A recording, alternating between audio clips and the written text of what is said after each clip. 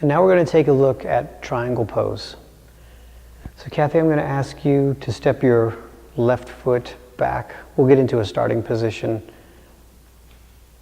Hands out to the shape of a T. This is called our starting position.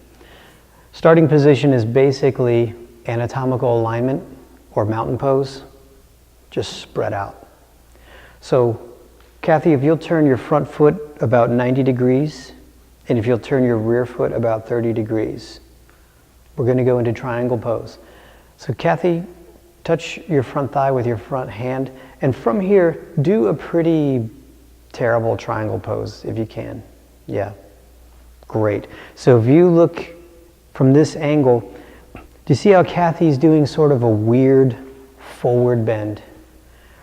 She's overstretching her shoulders, and she's so concerned with getting her hand to the ground that she's doing a weird forward bend kind of thing. This is not what we want to do. So come on up out of that, please, as gracefully as you can. And let's try again. Hands out to a T, front hand touches the front thigh. Now Kathy's going to do proper technique.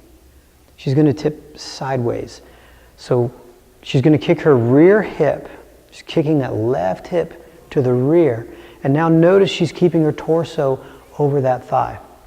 Notice that her shoulder isn't overstretched. Again, technique, technique, technique from the previous other postures we've looked at. Shoulders down, neck long, utilizing the hips. Make sure that your toes can wiggle a little. Don't worry if your triangle doesn't look exactly like this. Come on up. Your triangle may look like this, which is totally fine. This is completely acceptable as long as your shoulders are down, spine is relatively straight, and you're moving through your hips. This is completely fine.